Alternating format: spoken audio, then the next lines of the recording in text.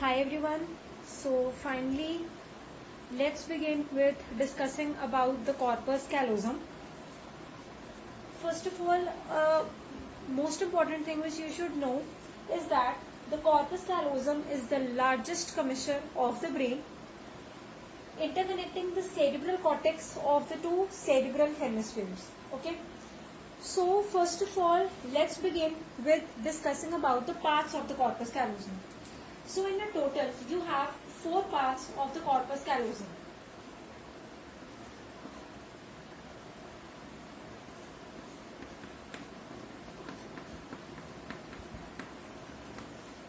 First, rostrum, then genu, third is the body, and lastly the splenium. This which you can see is the septum pellucidum. This one, this is the septum pellucidum, and this is the fornix. Okay, so first of all, beginning with genu. Now genu, as you can see, is the anterior, see it lies anteriorly, so it is the anterior, then it is thick and it is curved. See, genu. First of all, if this is the anterior part and this is the posterior part, so genu lies anteriorly. Okay. On the basis of shape, you can clearly be able to see that it is quite thick as well. Yes. So genu is the anterior thick extremity. Now because it lies to one end, see whenever if this is a rod, okay, and this is point C and this is point D. So we say now that this rod has two extremities, means it has two ends, one being the C and another being the D. Okay. Similarly, the genu is, now just what all I have, three things I have told you. One, that it lies anteriorly. Second, on the basis of shape, you can see that it is quite thick. And third, I have told you that it is one of the end, means extremity. Now listen to the definition of genu carefully. Genu is the anterior thick extremity. Okay, you are clear with it? What is genu? It is the anterior thick extremity of the corpus callosum, and it lies 4 centimeter behind the frontal pole. Now see, this is the one of the cerebral hemisphere. Yes. And this is the corpus callosum. This entire is the corpus callosum. Now see, this much part is genu. Okay. See, this part is genu. Okay.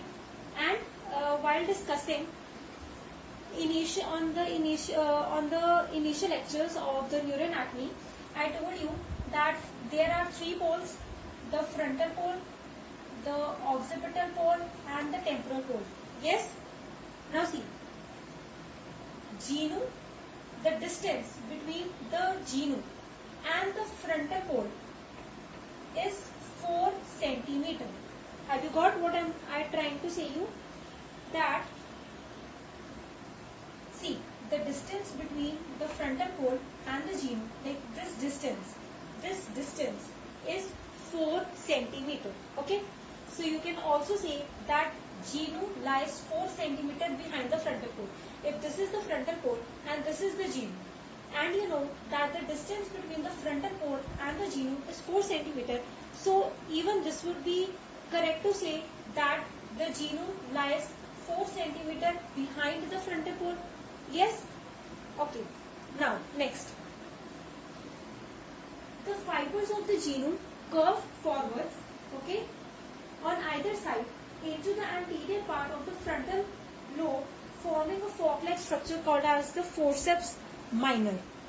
Now explaining you this, what I have told you is that this is the sagittal section of the 2 cerebral hemispheres. Okay. Now see, over here lies genu, this is the trunk, and this is the splenium. Okay.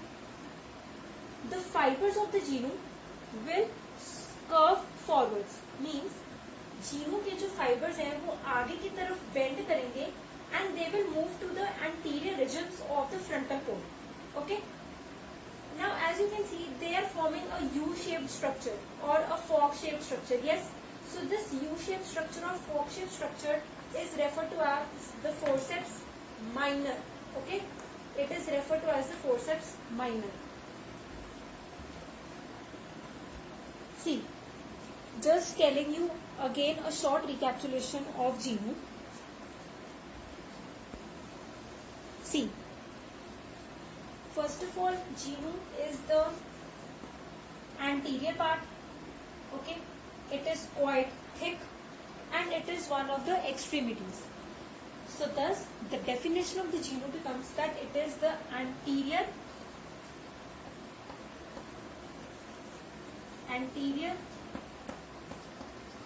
thick extremity. Okay. It is the genu is the anterior thick extremity which lies 4 centimeter behind the frontal pole. Okay. Then, talking about its fibers. What happens is that, see, this is the sagittal section, okay, and this is genu. Now what happens is, the fibers of the genu will sweep forwards, they'll curve forwards into both the hemispheres and they'll move towards the anterior regions of both the hemispheres. Thus they'll form a fork-shaped structure or a U-shaped structure which is referred to as the forceps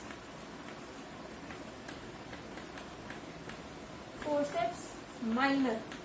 Okay, forceps minor, right?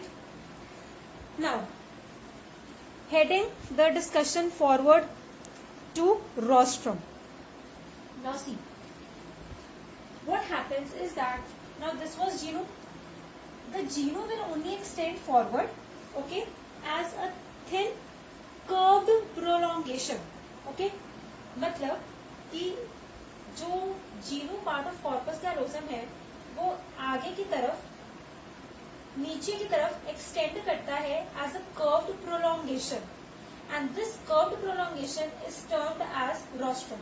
So this curved prolongation which is formed by the extension of the genu in the downward direction is referred to as rostrum.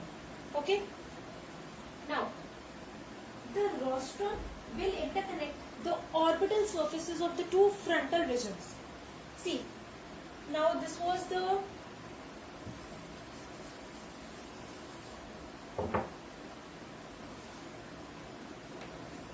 one of the cerebral hemispheres, right? And this is the corpus callosum.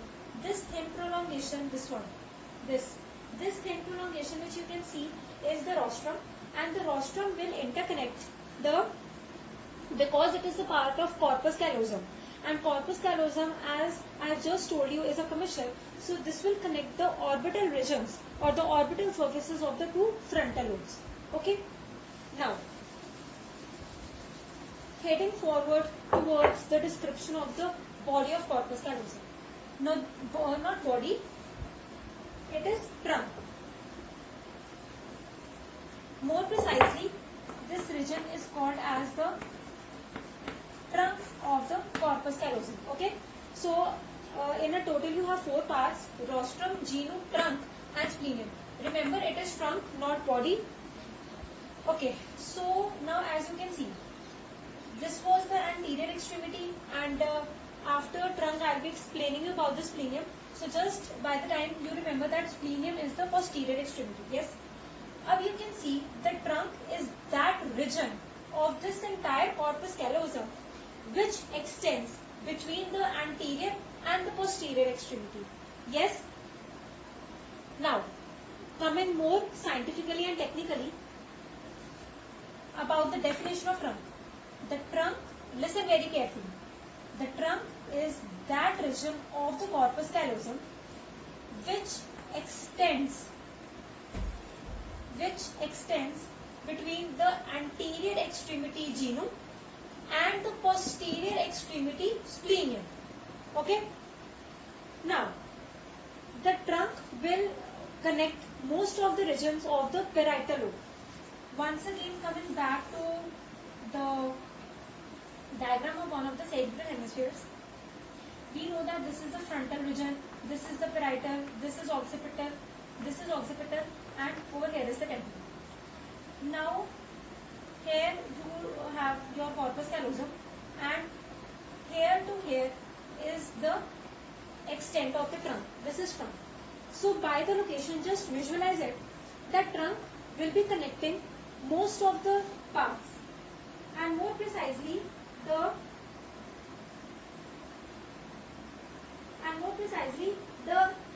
front and the anterior parts of the parietal regions of the two cerebral hemispheres. Means that the positioning of the corpus, positioning of the trunk is such that it will connect the frontal and the anterior regions, most of the frontal and the anterior regions of the parietal lobe of the two cerebral hemispheres, or in short, you just keep this in mind that trunk will be connecting most of the regions of the two parietal lobes. Okay. Now, why connecting? Because it is a commissure. Okay. Now, finally, the last part of the corpus callosum, that is the splenium. Now see, splenium, the way I expressed you about the definition of the genu, in the same way we'll head on to the definition of the splenium. Now see, splenium is again thick posterior extremity, okay, and as genu was lying 4 cm behind the frontal pole, the splenium will lie 6 cm in front of the occipital pole. See, just telling you, what am I trying to say you?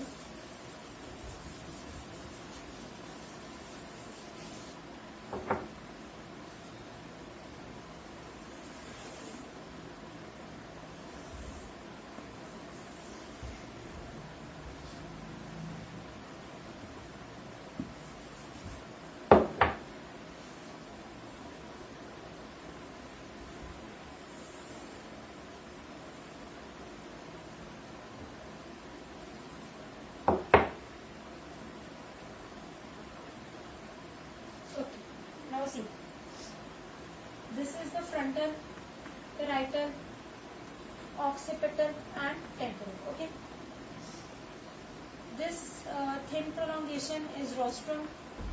This is genu. This is the trunk, and this is the splenium. Okay. Now see, the distance between the genu and the frontal pole. This distance. This is 4 cm. Okay. Similarly, the distance between the splenium and the occipital pole of the cerebral hemisphere is this distance. This is 6 cm. Okay. Now, देखो, genu, as you can see from the diagram, is lying behind the frontal pole. Yes, it is very clear. So thus it can be said that genu lies 4 cm behind the frontal pole. Frontal pole के 4 cm पीछे है genu का location. Okay. Splenium, as you can see, is lying in front of the occipital pole. Yes. So it would be completely correct to say that splenium lies in front of the occipital pole by 6 cm. Yes. Clear? Okay, just remember these two things, that genu lies 4 cm behind the frontal pole, while splenium lies 6 cm in front of the occipital pole, because these two things are also very important in describing the relations of the corpus callosum in terms of other structures. Okay. Now, as I told you about genu, that the fibers of the genu curve forwards, okay, and they move on to the anterior regions of the two cerebral hemisphere, and thus they form a fork-shaped structure termed as forceps minor. Similarly, the fibers of the splenium will also sweep backwards. This is the splenium, and the fibers of the splenium curve backwards. They'll also form a fork-shaped structure but this fork-shaped structure is termed as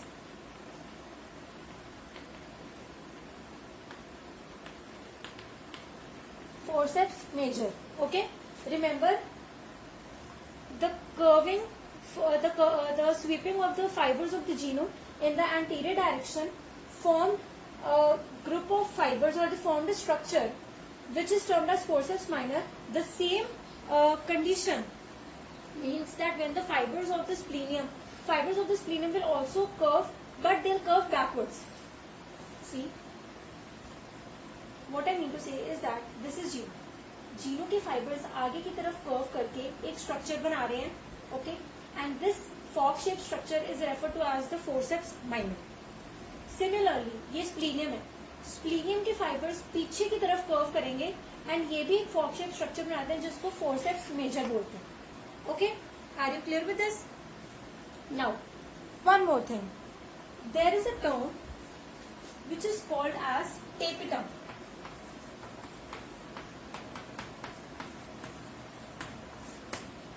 What is tapetum? Now see, tapetum is formed by those fibers of the trunk and the splenium of the corpus callosum which are not intersected by the fibers of corona radiata. See, these are the fibers of genome, these are the fibers of trunk, and these are the fibers of splenium. Now what is tapetum? देखो, trunk and splenium के वो वाले fibers which are not intersected by the fibers of the corona radiata will make up the tapetum. Okay, now see, those fibers of the trunk, first of all just include one thing कि tapetum has fibers of the trunk and splenium. Okay, now those fibers of trunk and splenium will be included which are not intersected by the fibers of corona radiata. Now corona radiata is nothing but these are also the group of fiber bundles which radiate like the rays of the sun, and thus they have been termed as corona radiata. Okay, now heading forward to the relations of the corpus callosum. Okay, so this is the diagram showing the relations of the corpus callosum. First of all, the things which you should remember about the corpus callosum, about the relations of the corpus callosum or the external features of the corpus callosum are: first, the corpus callosum forms a massive arced interhemispheric bridge in the floor of the median longitudinal cerebral fissure, thus connecting the medial surfaces of the two cerebral hemispheres together. Second, the corpus callosum forms the roof of the lateral ventricles. You have a total of 2 lateral ventricles, 1 lateral ventricle in each of the cerebral hemisphere. Okay, so the corpus callosum will form the roof of each of the lateral ventricles. Third, the corpus callosum lies just a second. Yes, the corpus callosum lies nearer to the anterior end of the cerebral hemisphere as compared to the posterior end. Just a few minutes back, I told you that the geno lies 4 cm behind the frontal pole, while the splenium lies 6 cm in front of the occipital pole. So this is only one of the relation of the corpus callosum, that it lies nearer to the anterior end as compared to the posterior end of the cerebral hemisphere. Okay.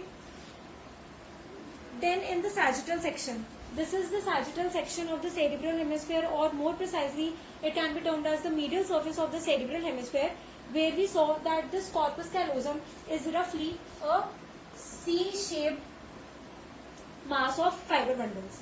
Okay. Now coming to the diagram proper, this is the corpus callosum. Okay, and the lower aspect is the inferior aspect. Okay, while the upper aspect is the superior aspect. Okay, focusing first on the inferior aspect, you can see that on the inferior aspect of the corpus callosum is connected to the fornix, or the superior aspect of the fornix by the septum pellucidum. Now see, this is the inferior aspect, means the lower aspect of the corpus callosum is connected to the superior aspect of the fornix by the septum pellucidum. Okay. Talking about the superior aspect, as you can see, is covered by indusium griseum, which is nothing but simply grey matter, and these dots inside the indusium griseum are the medial longitudinal stria. Okay. Next, on the superior aspect of the corpus callosum are present anterior cerebral arteries. So you can also say that on the superior aspect, the corpus callosum is also related with the anterior cerebral artery. And lastly, on either side, the superior aspect of the corpus callosum is related with the cingulate gyrus. Okay. So these were the relations about the corpus callosum. Now coming to the function. See, the function of corpus callosum is very simple. That it plays a role in the transfer of the information from one hemisphere to another hemisphere. Okay, means that it is responsible for the interhemispheric transfer of information. Okay, and lastly, coming to its clinical, means that if corpus callosum is congenitally absent, or if it is cut and thrown, so what would happen? See, the function was to carry out the transfer of information from one hemisphere to another, right? Now, if the corpus callosum is cut and thrown, or if it is congenitally absent, so what would happen? The transfer of information from one cerebral hemisphere to the other won't be possible. Okay? And this condition is termed as the split brain syndrome. Okay? A condition in which an individual feels as if he or she is having two separate brains, because the two cerebral hemispheres have lost a communication or a connection between them, that is the corpus callosum, due to which the information it became completely impossible for the information to transfer from one cerebral hemisphere to the another. So thus what happened was that कि एक cerebral hemisphere में जो processing हो रही थी, that information was not being transferred to the other, and thus the individual feels as if he is having two brains. Okay, the two brains over here are basically referred to as the two cerebral hemispheres. Okay, वैसे we all feel every individual has one brain. Okay, and you have two cerebral hemispheres which are connected to each other by the corpus callosum, and thus it makes a single unit for the brain to function. So the brain functions as a single unit because of the presence of corpus callosum. Now if the corpus callosum is absent, so the connection between the two cerebral hemispheres will be completely lost, and thus the individual will suffer from the split brain syndrome. Okay. So this was all about the commissures. Hope you liked my video. If you did so do please press on the like button, and if you have not subscribed to my channel till yet, so please do subscribe to my channel, and don't forget to press on the bell icon for latest updates and notifications. Thank you.